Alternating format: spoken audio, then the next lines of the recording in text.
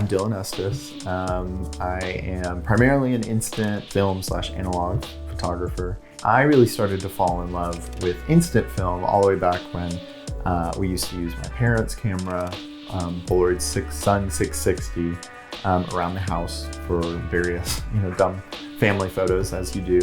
And I ended up thinking about that camera all through my life. And then when I went to go to school, I studied music business at MTSU. And I was given the opportunity to minor in photography. So MTSU has a great photography program. So I ended up minoring in photography and got this introduction to film in general, and thought it was time to kind of make the leap into instant films. And it just so happened that that paralleled kind of Polaroid's newfound fame. So they had started as Polaroid as we know it. They kind of went down in the early 2000s, came back as Impossible Project, started by a few guys around 2008, and then they rebranded right when I started getting into it to Polaroid Originals back in 2015, 2016. And then they are now back to Polaroid proper. So I started getting into it right in that 2016, 2017 time. They were doing a lot of fun kind of different film stocks. They were getting more and more stable because the original Polaroid film was super, super stable. Then it went really far down with Impossible Project. They couldn't get the chemicals right. Then it's creeping right back, and to where we are today, it's almost perfect.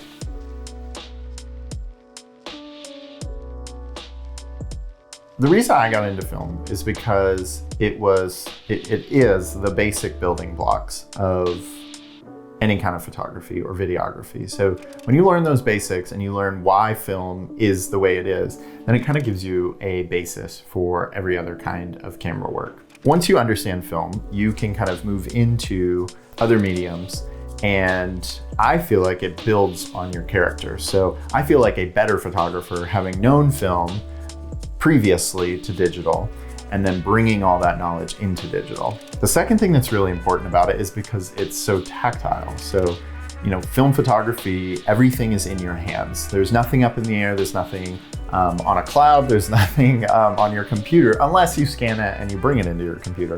And then the third most important thing is that film gets people involved. So when you're sitting with a digital camera and you're pointing it at somebody and you're taking a picture, it's pretty much, unless you have a screen up and you're showing the images that you're getting and you've got some kind of processing going on to give your subject an idea of what's going on, they don't understand what's going on. They think that you're holding a very expensive device, and they think that you are taking their picture, and they have no idea what you're about to do to it. They don't know what processing software you're gonna go through. When you flip the switch and you go to an analog format, you start to get into giant clunky cameras that make huge sounds when you press the shutter buttons, when you roll the film forward. So you automatically get that kind of audible connection. That goes even further when you're in instant photography, because you're clicking that button, you've got this strange, out of this world kind of looking camera, and then they're also seeing that picture develop right in front of them, if you're giving them that opportunity. And that's one thing that I think is really important about Polaroid, and Polaroid 8x10 even more specifically, is that the subject is not just idly sitting by. They're sitting there looking at every single step of the process, because you've got a processing machine, you've got your camera, you have your box of film that's huge, you have to clean off your film. So you're automatically getting your subject really involved if you want to. Versus if you're just taking a digital shot, you're just snapping, and they're likely not seeing anything. And the same is somewhat true when you're using 35mm or 120. They're not gonna see the end result for a while until you develop the film. Instant photography will draw people to you.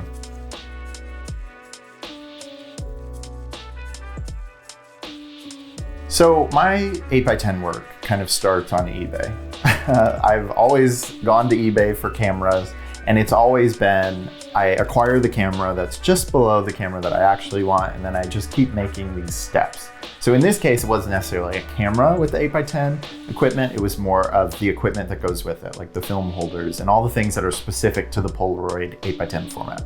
So I kind of collected all the equipment without anything really in mind. I knew I wanted to shoot people. Nashville is the place that I really consider one of my favorite places in the country. So I knew then after that, okay, I've got all my equipment, I've got some film finally, I want to do it in Nashville. The series started as, let's just go up and shoot and see what happens. And now as time goes on, I'm kind of realizing that there is a story to it. And I set out to come and shoot. I brought a backdrop. I was going to keep everything kind of clinical and controlled with one light and just soft diffusion, and just keep it simple. But it kind of started to evolve into seeing people in their spaces.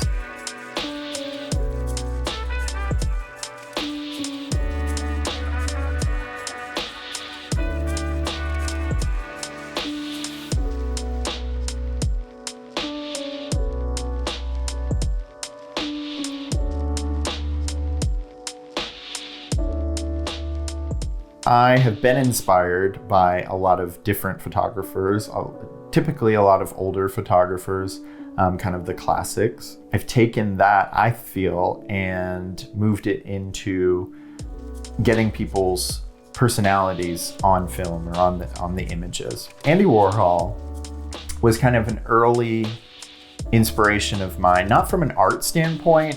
His printing is great and everything, but he focused on the Polaroid format, not because the format was an amazing thing. He focused on it because it was a similar tool to get to know people and capture them. And yes, the image is there, but the image is almost auxiliary. It was almost a selfish thing with Andy Warhol. Like, he got to know whatever celebrity was in front of his Polaroid cameras. I started pretty early with is looking at his portraits that he took on the Polaroid Big Shot that used peel apart film. So he took all kinds of portraits of celebrities, and they usually be relatively pared down. They were just on a white wall, just letting kind of the person shine through. So I think Andy Warhol was a huge inspiration to me just from that, just understanding. I think I understand why he took those images, to just get to know those people.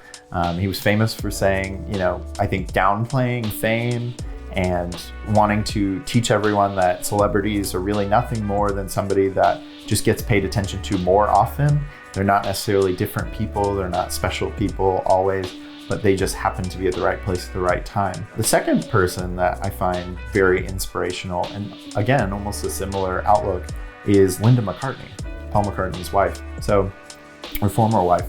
Linda McCartney would use a Polaroid camera often to capture moments around the house. She was pretty well known as being a music photographer, would photograph a lot of musicians in the early to late 60s and onward. I think most of her work was done in around the turn of the 60s to the 70s.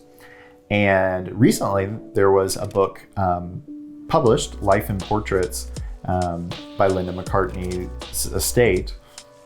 And it shows all of the inner workings of their family. So it kind of goes back to my inspiration of using a Polaroid camera in the first place, is around the house and just seeing like holidays and pets and all these different like nostalgic things captured on film.